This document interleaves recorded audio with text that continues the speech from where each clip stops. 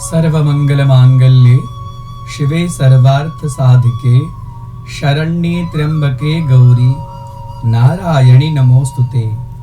आप समस्त देशवासियों को नवरात्रि की ढेर सारी शुभकामनाएं। नमस्कार। हरि ओम।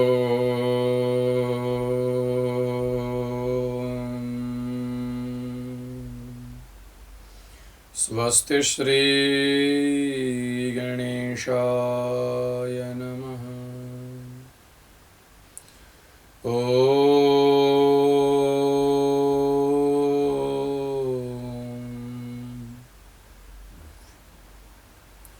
स्वस्ति श्री सरस्वत्यै नमः।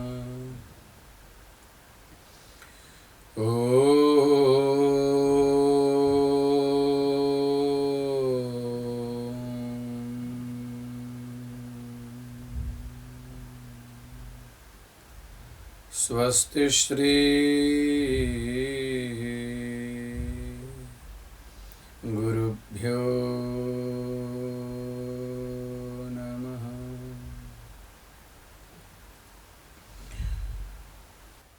शुक्लांबरधरं देवं शशिवर्णं चतुर्भुजं प्रसन्नवदनं ध्यायेत् सर्वविघ्नोपशान्तये।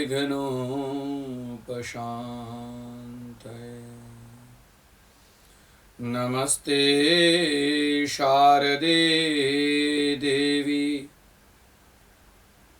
सरस्वतीमतिप्रदे वसत्वं मम जिह्वाग्रे सर्वविद्याप्रदा भव। गुरुर्ब्रह्मा गुरुर्विष्णु गुरुर्देवो महेश्वर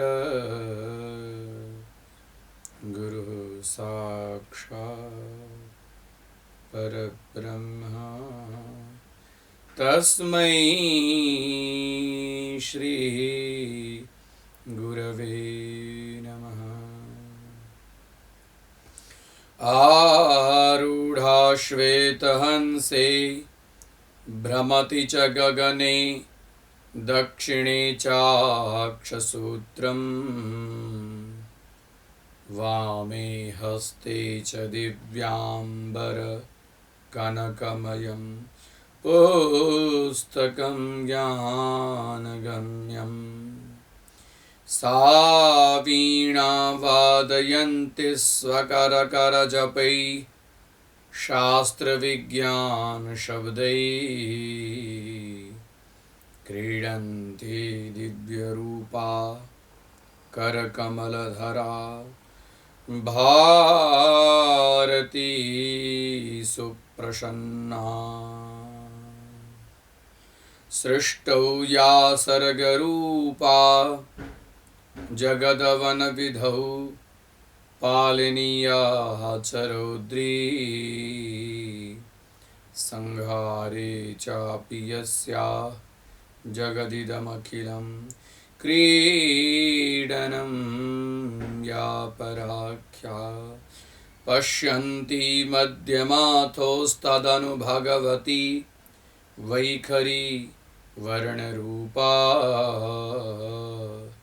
सा स्मद्वाचं प्रसन्ना विधिहरिगिरिशा राधितालङ्करोतु। दुर्गे स्मृता हरसि भीतिमशेषजन्तो स्वस्थै स्मृता मतिमती वशुभां ददासि। दारिद्र्यदुःखभयहारिणि का त्वदन्या सर्वोपकारकरणा यशदार्द्रचित्ता ॐ सर्वचैतन्यरूपां ताम् आद्यां विद्यां च धीमहि बुद्धियान प्रचोदयात्। ॐ यां मे धाम देवगणा पितरश्च उपासते तया मेधया मां मेधाविनं कुरु कुरु स्वाहा। ॐ ऐं ह्रीं क्लीं चामुण्डायै विच्चे। ॐ शान्तिः शान्तिः शान्तिः। सुशान्तिर्भवतु सर्वारिष्टशान्तिर्भवतु। ॐ जगज्जनन्यै नमः जगत्तारिण्यै नमः। ॐ कृष्णरूपा तु काली स्यात् तारिणी रामरूपिणी। आदिशक्ति जगज्जननी जगदम्बिका पराम्बिका इष्टाम्बिका पराविद्या स्वरूपिणी ब्रह्म विद्या स्वरूपिणी अथो ब्रह्मचारिणी ब्रह्मस्वरूपिणी जगतः प्रतिपाद्यकारिणी अज्ञान अंधकार नाशिनी ज्ञान प्रकाशिनी भक्तानुग्रहकारिणी विशिष्ट सिद्धिदायिनी सिद्धि बुद्धि प्रदायिनी भुक्ति मुक्ति प्रदायिनी भोग मोक्ष प्रदायिनी आदिशक्ति जगज्जननी जगदम्बिका के चरण कमल में कोटि कोटि प्रणाम। आज श्रीमद् देवी भागवत कथा का अष्टम दिन यानी कि महागौरी तीचाष्टमम, महागौरी भगवती महागौरी का दिन। गौरी अर्थात जो जीव भक्ति करके आदि शक्ति जगत जननी को प्राप्त करते हैं और वो गौरी समस्त व्यक्तियों को भोगश्च मोक्षस्थ करस्थ एव, भोग और मोक्ष प्रदान करने वाली ऐसी गौरी तो सही महागौरी तीचाष्टम, भगवती महागौरी का दिन जो भगवान शंकर को हमेशा प्राप्त करने के लिए जो जिनके हृदय में हमेशा आतुरता बनी रहती है और जो जिनकी कृपा के लिए भगवान महादेव भी हमेशा तरसते रहते हैं।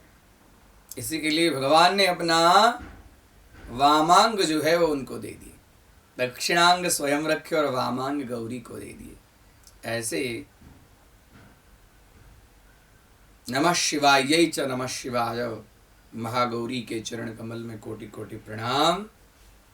आप समस्त भक्तगणों से भी हमारा भक्तगणों को भी खूब खूब हमारा वंदन।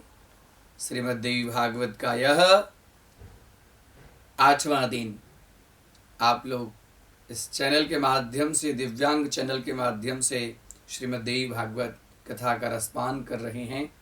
इस मैं खूब खूब साधुवाद इस चैनल यानी कि दिव्यांग चैनल जो वेलफेयर डिसेबल ट्रस्ट उसके अंतर्गत है और उसके जो प्रमुख कानू भाई साधारण कर्मनिष्ठ नहीं हैं, कर्मयोगी हैं और भगवती की असीम कृपा उनके ऊपर है और भगवती भक्त हैं, साधक हैं।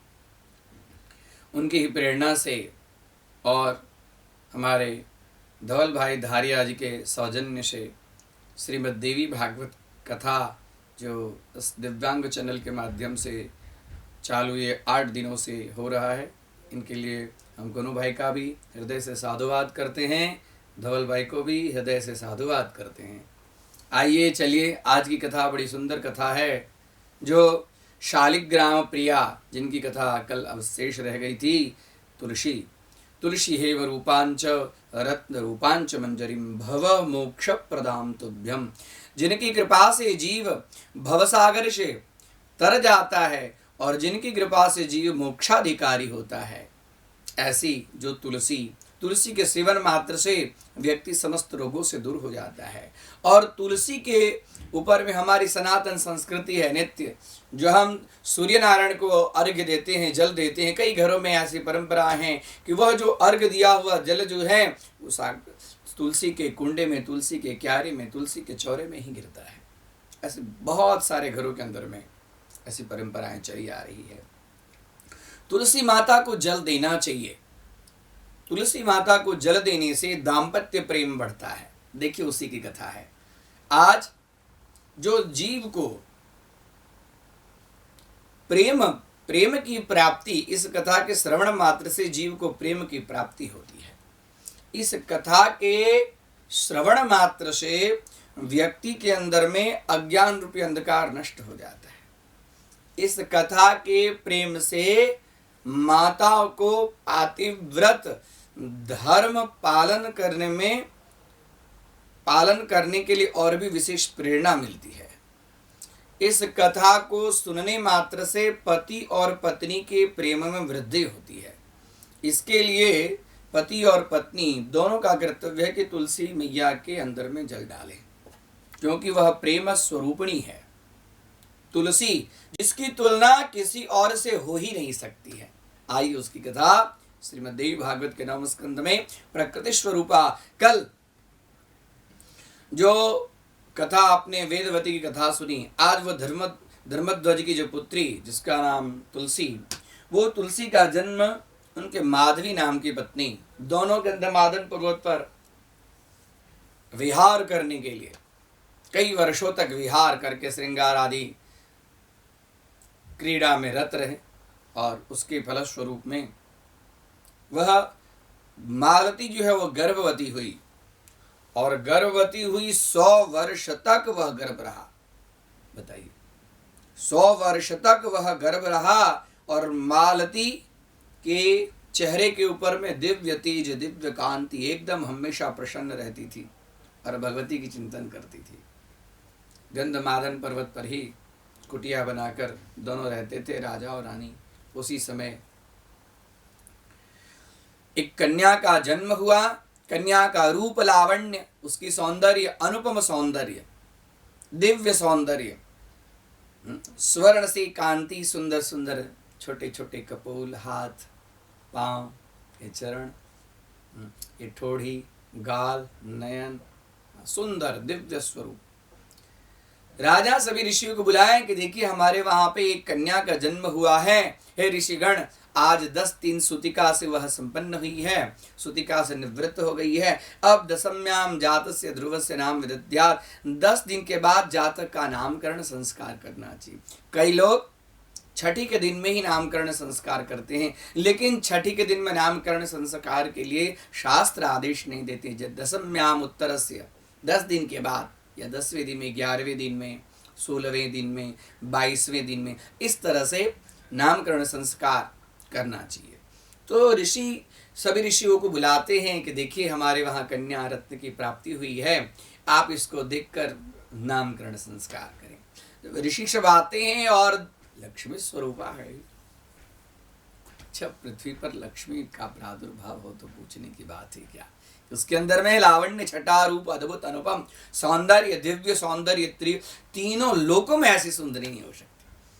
तो उस बच्चे को देखकर सब ऋषि सब कहे कि इसकी तुलना किससे करे, जो इसका नाम रखे। इसकी तुलना इस संसार में किसी से हो ही नहीं सकती, इसके लिए इसका नाम तुलसी रखा जाए। आहा, कितना सुंदर नाम तुलसी, इसका नाम तुलसी रखा जाए। तब से उस बच्ची कुछ ही क्षण में धीरे धीरे धीरे वो तो देवी अंश स्वरूपा है, लक्ष्मी अंश स्वरूपा है, देव कन्या है। उसने विशिष्ट रूप से शरीर धारण किया राजा रानी को गति के लिए, राजा रानी को भगवत प्राप्ति के लिए, भगवती कृपा के फलस्वरूप में उनके गर्भ से और उनकी तपस्या से और भगवान विष्णु के वरदान के फलस्वरूप में जन्म हुआ। और जन्म होते ही वह गंधमादन पर्वत पर तप करने लगी। गंधमादन पर्वत पर जब तप करने लगी, और तप किसके लिए? तो परमपिता परमात्मा की प्राप्ति के लिए। भगवान विष्णु के ओम नमो भगवते वासुदेव मंत्र का जाप करने लगे। भगवान विष्णु के मंत्र का जाप पति के लिए जब करने लगे, बहुत वर्षों से जप किया। उसके बाद में इनकी इच्छा हुई ब्रह्मा जी की, तो ब्रह्मा जी का जैसे थोड़ा कुछ जप की कि ब्रह्मा जी प्रकट हो गए। जब ब्रह्मा जी प्रकट हुए, लेकिन तुलसी को अपने पूर्व जन्म का सब कुछ स्मरण था कि मैं कौन थी। जो ब्रह्मा जी जैसे प्रकट हुए, ब्रह्मा जी को वंदन की। वंदन करते ही ब्रह्मा जी बोले धर्म पुरोहित, बोले मुझे नारायण की प्राप्ति करनी है। मुझे वो जो मैं कृष्ण भाव से अतृप्त रही, उस कृष्ण की प्राप्ति के लिए मैं तप कर रही हूँ। बोले कि इस शरीर में तो आपको कृष्ण भगवान श्री कृष्ण की प्राप्ति नहीं होगी, लेकिन उनके ही अंश स्वरूप, क्योंकि आप भी गोलोक में एक तुलसी नाम की गोपी थी, और वह एक बार आप भगवान श्री कृष्ण के रूप लावण्य से इतनी मुग्ध हो गई कि आप वासना की दृष्टि से उनके पास में गई, और आप अतृप्त ही थी। उसी समय राधा रानी आ गई, और राधा रानी ने जब ये स्वरूप देखा तो उनसे रहा नहीं गया, और उन्होंने आपको शाप दे दिया कि जाइए, अब आप गोलोक में रहने योग्य नहीं हैं, आप जाइए मनुष्य योनि में जन्म लीजिए। और तभी से आप राधा के डर के कारण अभी तक आप भयभीत हैं। तो आपको, आप भगवान विष्णु की प्रेरणा से मैं यहाँ पर आया हूँ। भगवान कृष्ण के ही अंश स्वरूप एक दिन जब आप गोलोक में थी, तो सुदामा नाम का गोप भी आपके ऊपर में आपको देखकर आकर्षित हो गया था। वह भी मोहित हो गया था, और वो आपको देख रहा था। आपको ज्ञात नहीं था, लेकिन आपको देख रहा था। वह भी काम वासना युक्त हो गया, और इस काम वासना युक्त को देखकर उसको भी राधा रानी देख रही थी। तो राधा रानी ने यही विचार किया कि इसको भी शाप दे दिया जाए, क्योंकि अब यह भी, क्योंकि गोलोक में वासना का स्थान ही नहीं है। गोलोक में वासना का स्थान ही नहीं है, गोलोक में काम का स्थान ही नहीं है। और यह अब आसुरी प्रवृत्ति के स्वरूप में वह तुलसी गोपी को निंघार रहा है। इसके लिए उन्होंने उस सुदामा नाम के गोप को भी शाप दे दी कि जाइए आप भी असुर योनि में जन्म लीजिए। जब भगवान को ये पता लगा, तो उसके बाद में वह सुदामा बार बार भगवान के चरणों में वंदन करते हुए प्रार्थना करने लगा कि हमसे बड़ा अपराध हुआ है, यह मेरे अंदर में कैसे ही यह अनंग प्रवेश कर गया, यह मुझे ज्ञात नहीं है।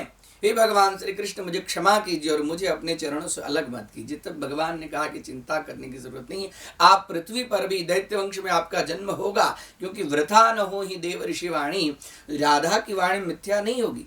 राधा ने जो शाप दे दिया उस शाप को आपको भोगना ही पड़ेगा, लेकिन मेरे अंश स्वरूप आप पृथ्वी में दैत्य कुल में जन्म लेंगे। और वही यह भी लक्ष्मी अंश स्वरूपा, यह जो तुलसी जिनको आप निहार रहे थे, वह भी लक्ष्मी अंश स्वरूपा पृथ्वी के ऊपर में जन्म लेगी, और आप दोनों की इच्छा वहां पर पूर्ति होगी।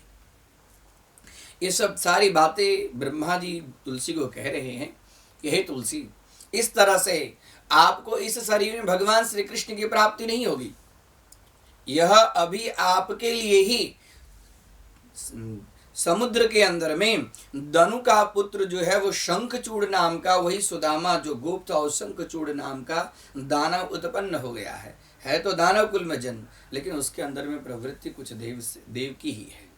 तो इसके लिए उसे आप पति के रूप में प्राप्त करें, और काल के बहुत समय बीतने के बाद में आपको भगवान नारायण चतुर्भुज, जो आपने भगवान नारायण का स्मरण किया था, तो भगवान चतुर्भुज का भी आपको इस शरीर में दर्शन होगा, और उसके बाद में आपकी गति होगी, और इस पृथ्वी के ऊपर वृक्ष के रूप में भी आपका आविर्भाव होगा।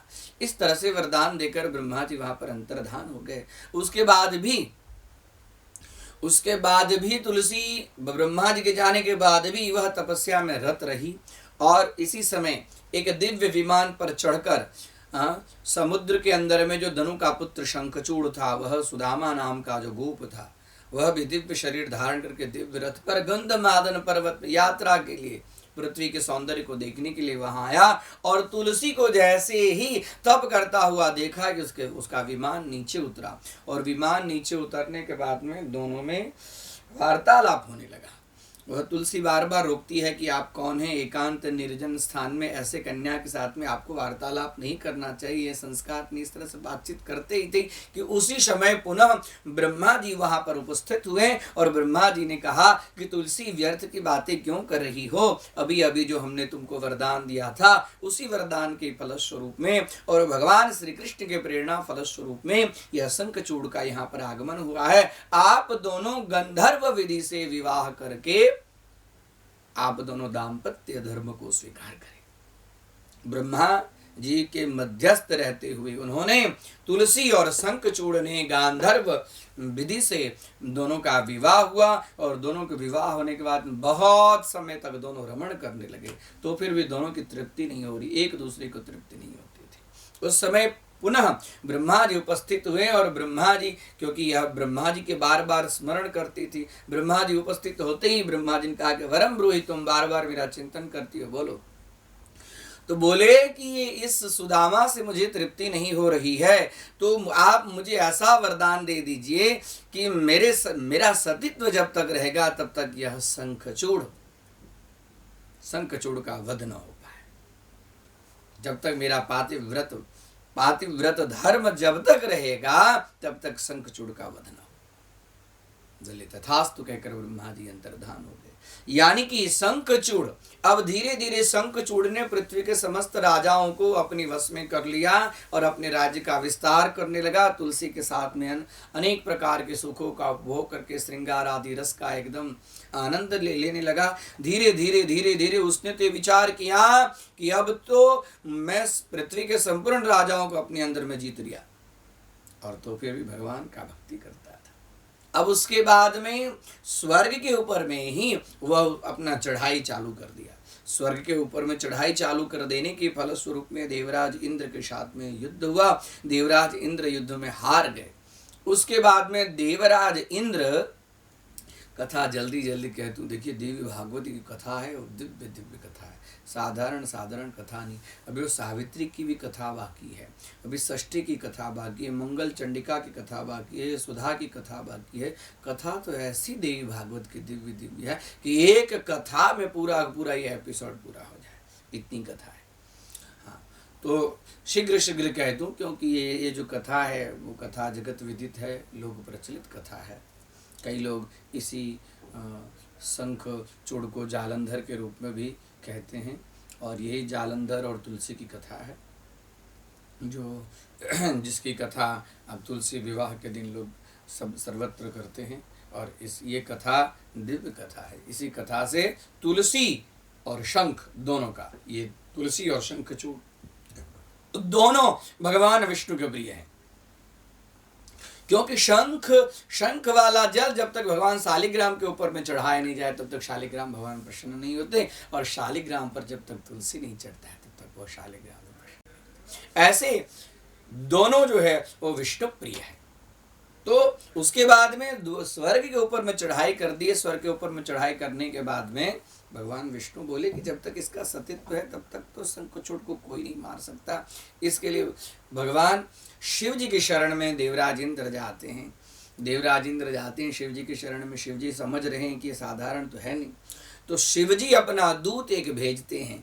जब शिव जी अपना दूत भेजते हैं शंखचूड़ के पास में युद्ध के लिए कि ऐसे में त्रिपुरारी में महादेव, आप लोक देवताओं का राज्य वापस कर दीजिए, नहीं तो आप मुझसे युद्ध कीजिए। तो तुलसी बार बार प्रार्थना करती है शंखचूड़ से कि आप सब कुछ देवताओं का राज्य वापस कर दीजिए, लेकिन महादेव से युद्ध मत कीजिए, क्योंकि वो महादेव साधारण नहीं है। लेकिन शंखचूड़ कहता है कि इसके स्वर्ग के ऊपर में कोई असुरों का ही थोड़ी राज्य हो सकता है। तो जिसके पास में बल हो, जिसके पास में शौर्य वीर्यता हो, वह स्वर्ग के सुख को उपभोग कर सकता है। इसके लिए चिंता करने की जरूरत नहीं। यदि मुझसे शिवजी युद्ध करना चाहते हैं तो इससे और सौभाग्य की बात क्या है, इसके लिए आप चिंता मत करो। उसके बाद में कथा आती है, भयंकर युद्ध होता है। युद्ध में वार्तालाप बार बार, एक बार परास्त, क्योंकि वरदान है कि जब तक सती तुलसी का सतीत्व नष्ट नहीं होगा तब तक शंखचूड़ को कोई मार नहीं सकता है। तो इस युद्ध के अंदर में महाकाल, महाकाली, कार्तिकेय स्वामी, गणेश जी सब लगे हैं और महाकाली दिव्य रूप धारण करके शंखचूड़ से युद्ध करती है। लेकिन उसके बाद भी शंखचूड़ पराजय को प्राप्त नहीं होता है। युद्ध करने के बाद में कुछ समय के लिए फिर युद्ध विराम हो जाता है, फिर से ये युद्ध चालू होता है। लेकिन तो फिर भी अरे, जब तक तुलसी का सतीत्व नष्ट नहीं होगा तब तक शंखचूड़ को कोई मार नहीं सकता है। उसके बाद में भगवान शिवजी विष्णु भगवान के पास में जाते हैं कि हे नारायण, ये लीला कब तक आप करते रहेंगे, इस लीला को अंत कीजिए। अब शंखचूड़ का भी समय हो गया है। पृथ्वी के ऊपर में बहुत समय तक इसने अपना राज्य किया। अब इस शंखचूड़ को अपने आप शरण में लीजिए। भगवान कहते हैं कोई बात नहीं, अब मैं अपने एक अलग रूप में लीला कर रहा हूँ, जाइए आप लोग शंखचूड़ के साथ में युद्ध कीजिए। या अब यहाँ शंखचूड़ इस बार एकदम प्रसन्नता से तुलसी से एकदम पूजित होकर तुलसी आरती उतार रही है और विजयी भव निश्चित इस बार देखना तुलसी, मैं महादेव को पराजय करके, महाकाली को पराजय करके, कार्तिक को पराजय करके फिर से मैं विजय प्राप्त करके आऊँगा। सुंदर हास्य विनोद इत्यादि करके वीर रस को पुनः प्राप्त करते हुए वह युद्ध के लिए चल पड़ते हैं। इधर भगवान विष्णु एक वही शंखचूड़ का रूप धारण करके गए जब युद्ध यहाँ पर आरंभ है। और उस समय इस बार जो युद्ध के अंदर में शंखचूड़ ने अलग अलग माया का रूप धारण किया है। कभी विमान पर चला जाता है, कभी भूमि में, कभी समुद्र के अंदर में युद्ध करने लगता है। इस कला को देखकर तो भगवान एकदम, और भगवान का जो त्रिशूल है, आज भगवान ने विचार किया है कि अब इसके साथ में त्रिशूल से युद्ध करेंगे, क्योंकि मेरा त्रिशूल जो है वो जैसे इसके वक्षस्थल में लगेगा इसके प्राण खेड़ उठ जाएंगे। इधर भगवान विष्णु शंखचूड़ का रूप धारण करके और माया के द्वारा अपने सेनाओं को बनाकर आते हैं। जैसे आते हैं शंखचूड़ की राजधानी में कि शंखचूड़ की जय हो, शंखचूड़ की जय हो, विजय प्राप्त करके आए। इधर तुलसी विजय की थाली, आरती की थाली एकदम सजाकर शंखचूड़ के लिए एकदम बहुत प्रसन्न होकर क्या आज हमारे नाथ महादेव को ही पराजित करके आए हैं। इस तरह से बड़ी प्रसन्नता से उनकी आगेवानी करती है, उनका स्वागत करती है, सत्कार करती है। जैसे रात्रि का समय सुंदर भोजन इत्यादि कराती है। और भोजन कराने के बाद में जब शयन की बात आती है तो शयन के समय में भगवान उसके शील को नष्ट करने के लिए जैसे ही कदम बढ़ाते हैं कि तुलसी को लग रहा है कि यह शंखचूड़ नहीं है, क्योंकि शंखचूड़ इस तरह से उनका हास्य और श्रृंगार स्वरूप नहीं है। और जैसे ही इस तरह से विचार करते हैं कि वो तुलसी खड़ी होती है शैया से, और जैसे तुलसी शैया से खड़ी होती है वैसे कहती है कि आप बोलिए, आप शंखचूड़ नहीं है, आप बोलिए नहीं तो मैं आपको शाप दे दूंगी, आप कौन है।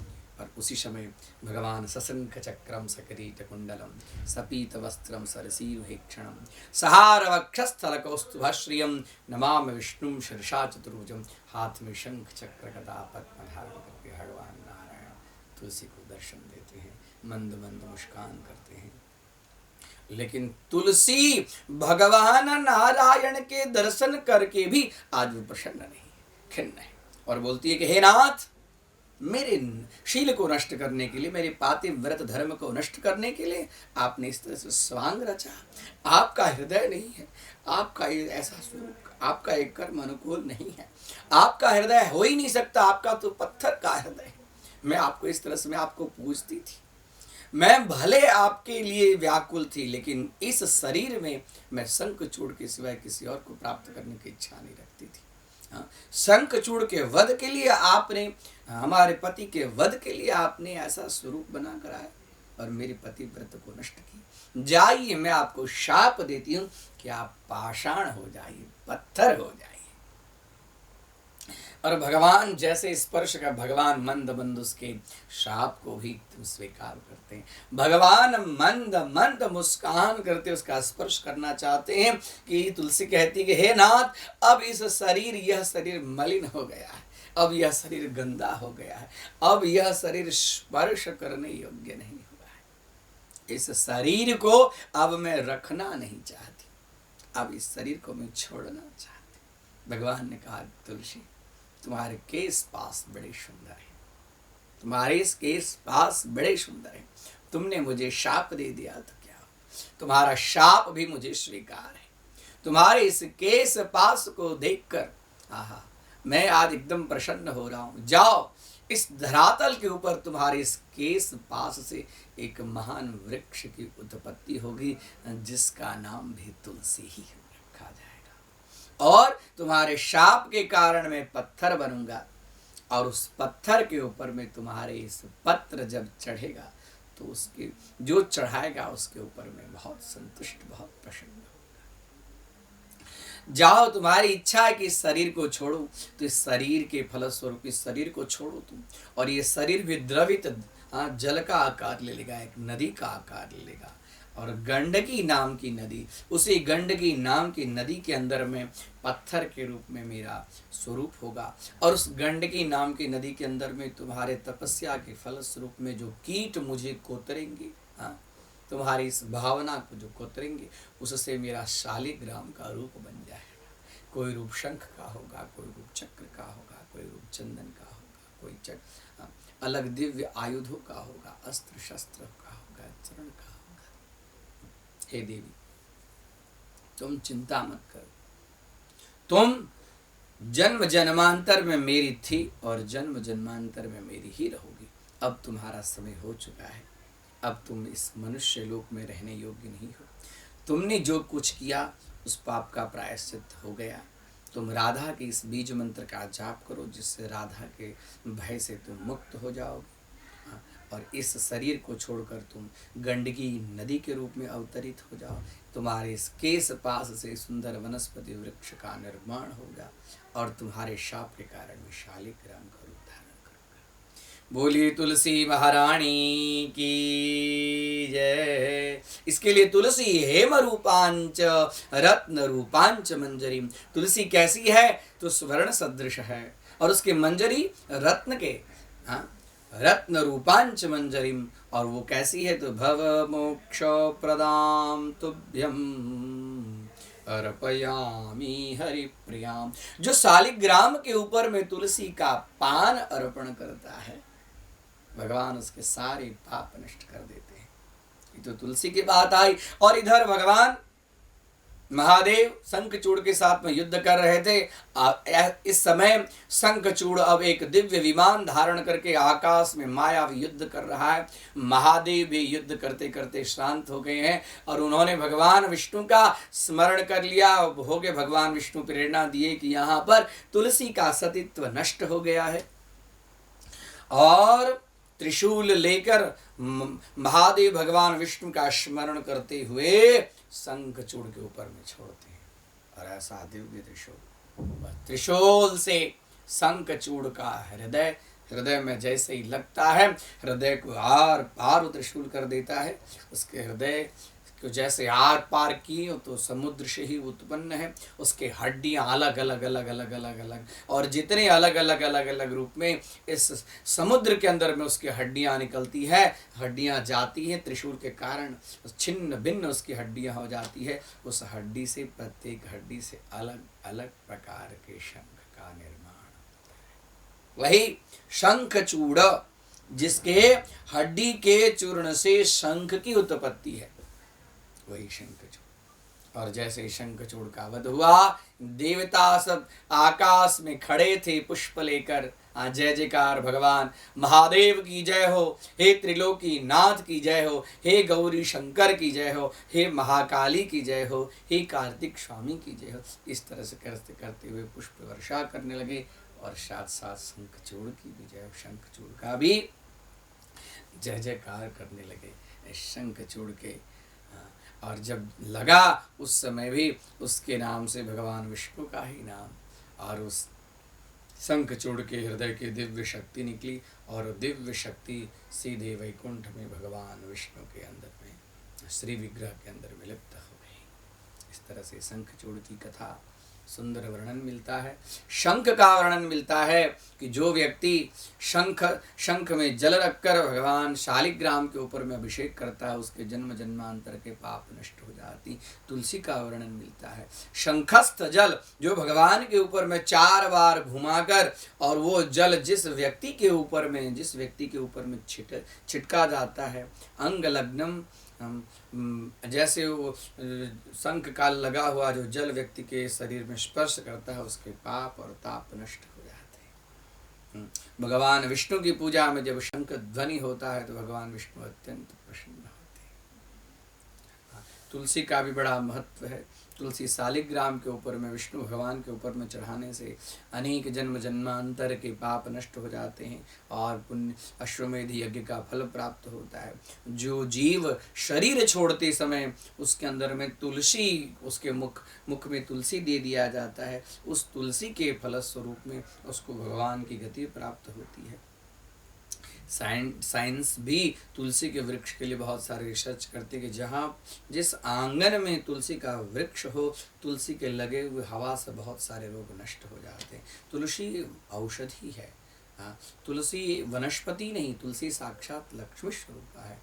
उसकी तुलसी की माला धारण करने का बड़ा विधान है। जो व्यक्ति तुलसी की माला धारण करता है वह अंत समय में भगवान यद धाम तद्धाम परमम मम, जो भगवान के धाम होते हैं उसको प्राप्त करते हैं। तुलसी की माला धारण करने मात्र से भगवान विष्णु की कृपा विशेष रूप से प्राप्त होती है।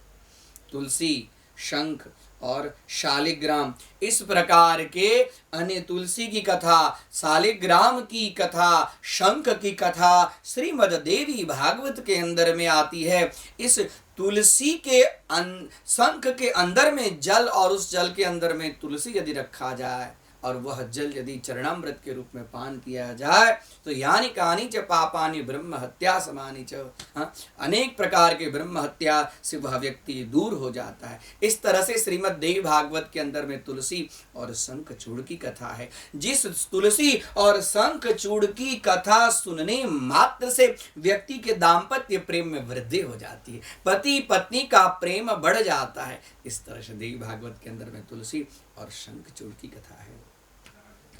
राजा जन्मेजय वेद व्यास जी को कहते हैं आपने बहुत सुंदर, ये तो बहुत और भी विशेष कथा है लेकिन संक्षिप्त में आप लोगों के सामने कहा हूं। राजा जन्मेजय कहते हैं कि आपने तो तुलसी और शंखचूड़ की कथा की, अब जो 5वीं जो मूल प्रकृति सावित्री है उस सावित्री की कथा हम सुनना चाहते हैं। कृपा करके हमें उस सावित्री की कथा कहिए।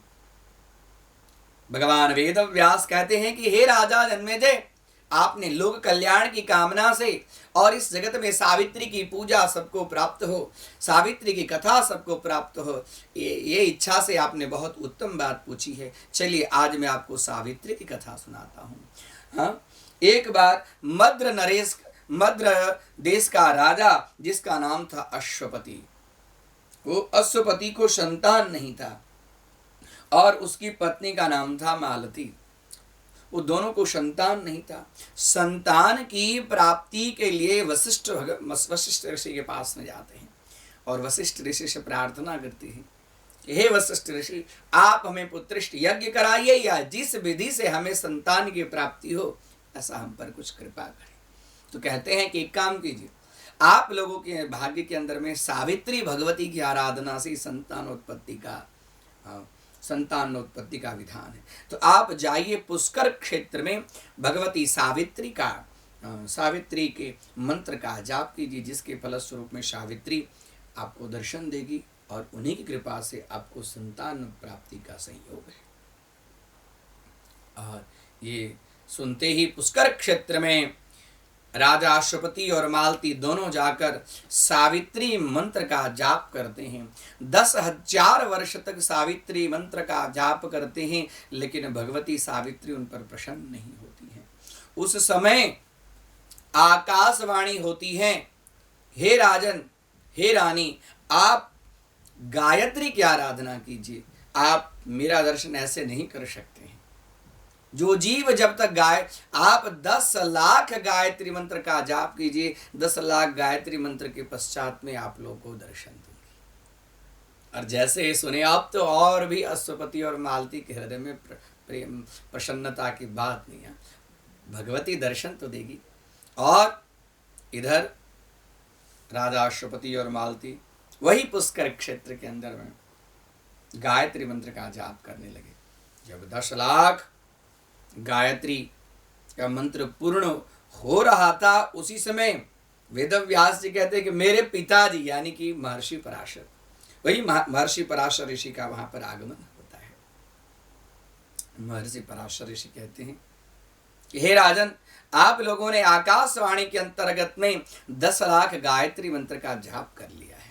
जो व्यक्ति एक बार भी यदि दिन में गायत्री मंत्र का जाप करता है, उसके दिन के पाप नष्ट हो जाते हैं। जो व्यक्ति दिन में 10 बार गायत्री मंत्र का जाप कर लेता है, उसके रात्रि और दिन दोनों पाप का नष्ट हो जाता है।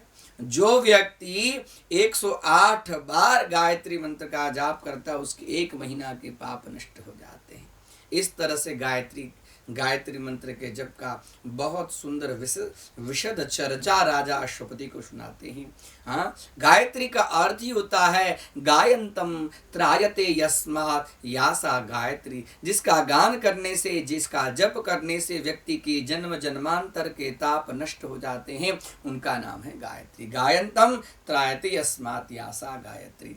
गायत्री जो है वो वेदों की माता है। आपने उनका 10 लाख जाप किया है। अब आप लोग मुझसे सावित्री के पूजन का विधान और सावित्री के स्तोत्र का विधान सुनिए। और गायत्री सावित्री के पूजन के फलस्वरूप में सावित्री भगवती का पूजन कीजिए, उनके स्तोत्र का पाठ कीजिए, निश्चित वह देवी आपको दर्शन देगी। और महर्षि पराशर जी के द्वारा ओम श्रीं ह्रीं ऐं सावित्री नमः, इस बीज मंत्र का जो है वो इस बीज मंत्र का वर्णन पराशर ऋषि के द्वारा राजा अश्वपति को मिलता है। राजा अश्वपति सावित्री भगवती का ध्यान, उनके आवाहन, उनका आसन, पाद्य, अर्घ्य, स्नान, अभिषेक, उसके बाद में चंदन, अक्षत, पुष्प सभी का सुंदर वर्णन देवी भागवत के अंदर में षोडशोपचार रूप से किस तरह से भगवती सावित्री का पूजन किया जाए, ऐसा सुंदर उपदेश देते हैं। और उसके बाद में सावित्री अष्टक का वर्णन बोलते हैं कि ये सावित्री अष्टक जो है आप जाप कीजिए, इस जाप के फलस्वरूप में भगवती सावित्री आपको दर्शन देगी। और ऐसा ही होता है। राजा अश्वपति और मालती सावित्री भगवती का सुंदर मृत्तिकामयी मूर्ति बनाकर उनका सब तरह से षोडशोपचार से पूजन करती हैं। और पूजन करती हुई उनका जप करती है। इस बीज मंत्र के जाप करने मात्र से सावित्री भगवती वहाँ पर प्रकट होती है। वरम ब्रूहि वरदान मांगो वरदान मांगो। राजा अश्वपति और मालती कहते हैं कि हे भगवती, अब आपसे वरदान मांगने की आवाज़, आप तो सर्वांतर्यामी, सब कुछ आप जानती हैं। हम संतान की प्राप्ति के लिए आपका जाप कर रहे हैं, तो आप संतान के रूप में हम आपको प्राप्त करना चाहते हैं। भगवती कहती हैं कि आपकी तपस्या से मैं संतुष्ट हूँ और आपकी जो भी कुछ अभिलाषा है वह पूर्ण होगी। ऐसा कहकर भगवती सावित्री वहीं पर अंतर्हित हो जाती है।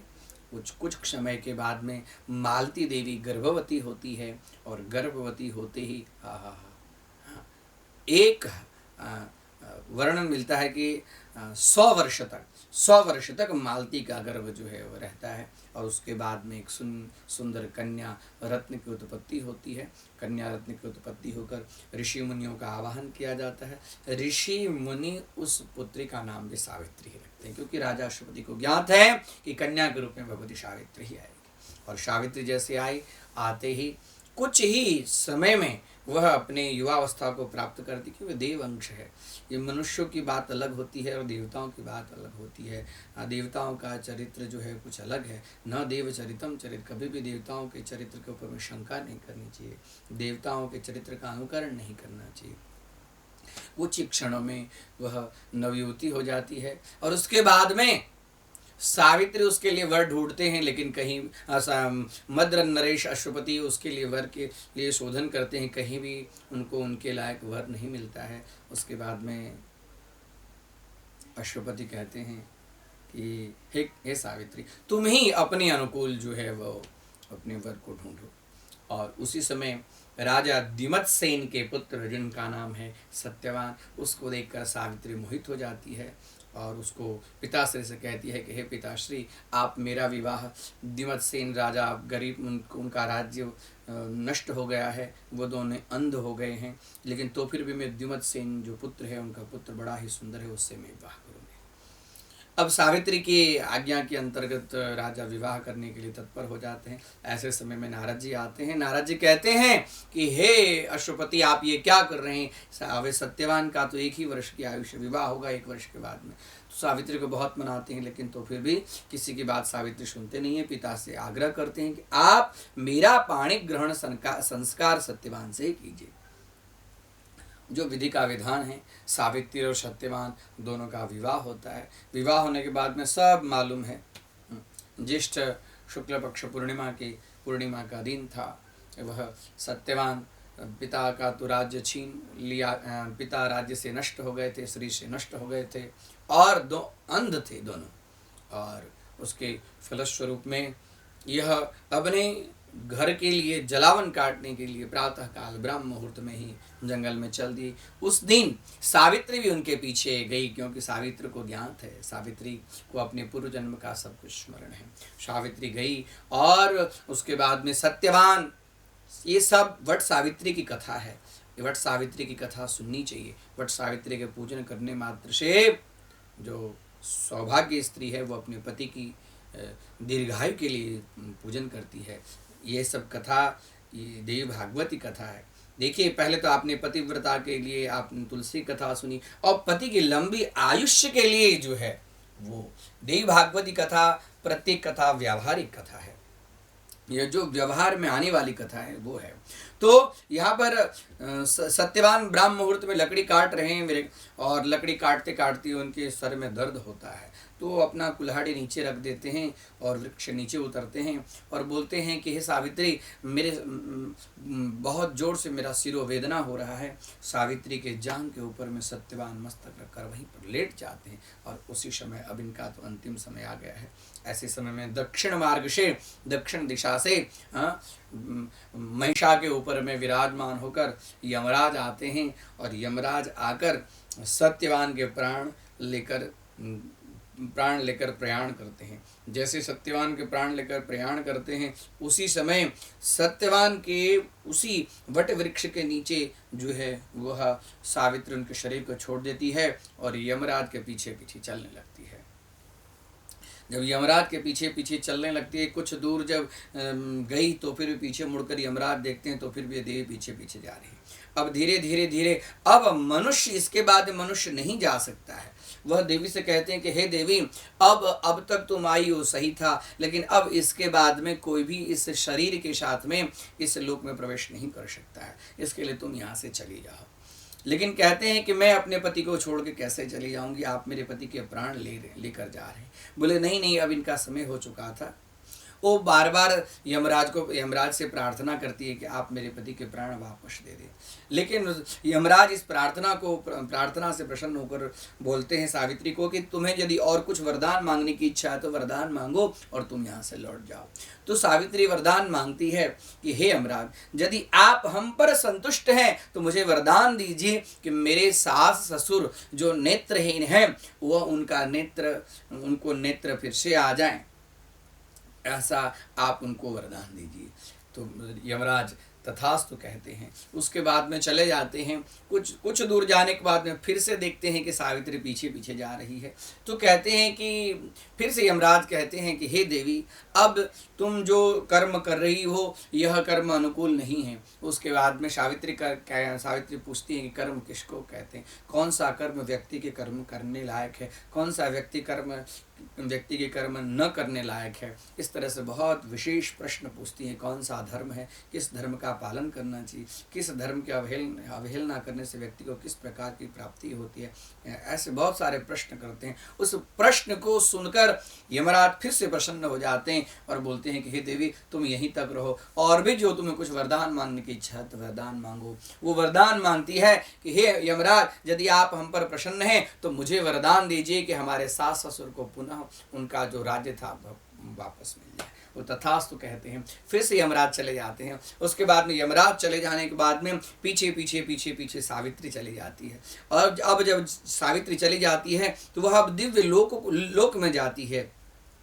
यमराज को भी लगता है तो कोई साधारण देवी नहीं है, लगता है कुछ और इसको वरदान की इच्छा है। फिर वो कहते हैं कि हे देवी, यदि और भी तुम्हें कुछ वरदान मांगने की इच्छा है तो वरदान मांगो, मैं वो वरदान तुम्हें और दूंगा। तो वो कहती हैं कि यदि आप मुझे वरदान देना चाहती हैं तो मैं 100 पुत्रों की माता बनूं, ऐसा मुझे वरदान दीजिए। यमराज एकदम हठात बोलते हैं, जाओ तुम 100 पुत्रों की माता बनोगी, ऐसा वरदान दे देते हैं। और उसके बाद फिर चले जाते हैं। फिर जब जाते हैं तो अब धीरे धीरे संयमनीपुरी के पास में आ जाते हैं। पीछे पीछे सावित्री को बोलते हैं कि अब तुम्हें और क्या वरदान चाहिए। बोले कि आपने तो मुझे 100 पुत्रों के लिए 100 पुत्रों की माता होने का वरदान तो दे दिया, लेकिन जब तक मेरे पति जीवित नहीं होंगे, क्योंकि मैं पतिव्रता हूँ, जब तक मेरे पति जीवित नहीं होंगे तब तक मुझे 100 पुत्रों की प्राप्ति कैसे होगी। हे यमराज, आप अपने वरदान को सार्थक कीजिए और मेरे पति के प्राण को वापस दे दीजिए, जिनके फलस्वरूप में मैं इनकी सेवा करके सौभाग्यवती होकर 100 पुत्रों की माता बनी रहूं, जो आपने वरदान दिया है। यमराज इस सावित्री की वाक से संतुष्ट होकर बोलते हैं, तथास्तु, जाओ सत्यवान का प्राण ले जाओ। उसके बाद में आते हैं और जैसे आते हैं वहीं वट वृक्ष के ऊपर में बैठी हैं और सावित्री अपने आंचल से सत्यवान के मस्तक ऊपर जैसे पंखा झेलने का काम कर रहे हैं। सत्यवान के शरीर के ऊपर में पसीना जैसा थोड़ा थोड़ा आ रहा है और सावित्री पंखा झेलने का कर्तव्य कर रही है। उसी समय धीरे धीरे हाफी खाते हुए, बगासा खाते हुए, आलस्य के रूप में धीरे धीरे सत्यवान उठते हैं और सत्यवान कहते हैं कि देवी, बड़ी गहरी नींद आ गई थी, पता नहीं, मैं स्वप्न में देख रहा था कि यमराज आया है और यमराज के साथ में तुम जो है वह उनसे प्रश्न उत्तर कर रही हो और मेरे प्राण को पुनः वापस ले आई। हाँ, सावित्री कहती हैं कि हे स्वामी, यह आपका स्वप्न नहीं था, यह हकीकत थी। आपके तपस्या के फलस्वरूप में आपने वो सारी चीज़ों का दर्शन किया। यमराज आए थे, लेकिन मैं अपने पतिव्रत धर्म के अंतर्गत आपके प्राण को ले आई हूँ।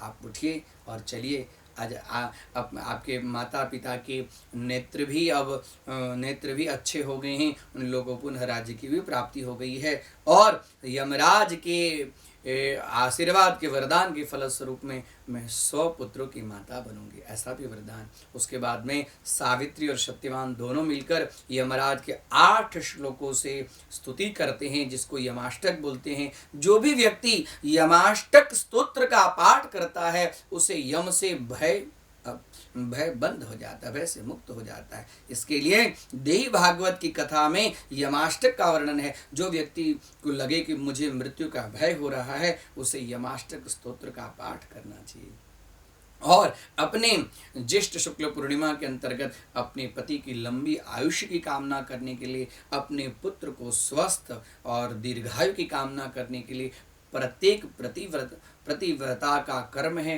कि वट की पूजा करे और उस वट के अंदर में जो कच्चा सूत है उस सूत को लपेटे और सावित्री सत्यवान की कथा सुने। सावित्री वहाँ पर बैठकर सावित्री सत्यवान की कथा के श्रवण मात्र से उस पतिव्रता को पति की लंबी आयुष्य की प्राप्ति होती है, पुत्र धन धान्य युक्त, पुत्र पौत्र युक्त और वंश की वृद्धि होती है। इस तरह से श्रीमद् देवी भागवत के अंदर में सावित्री और सत्यवान की कथा है। आगे बहुत सारी कथा है।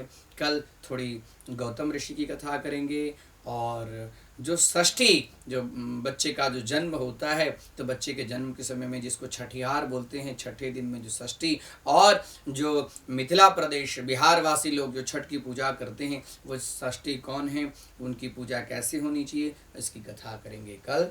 आज का समय होने को जा रहा है।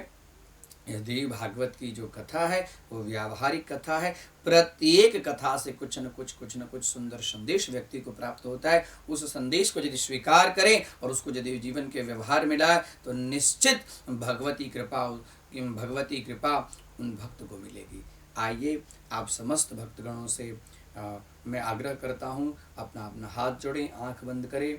आज श्रीमद् देवी भागवत कथा में जिन जिन शब्दों का प्रयोग हुआ है उन शब्दों को सुंदर सुगंधित पुष्प की कल्पना करके, उस पुष्प को दिव्य भव्य रमणीय मनोहर माला की कल्पना करके, उस माला को आदिशक्ति जगत जननी जगदम्बिका महागौरी के चरण कमल में सादर अर्पण करते हुए विराम की आज्ञा चाहता हूँ।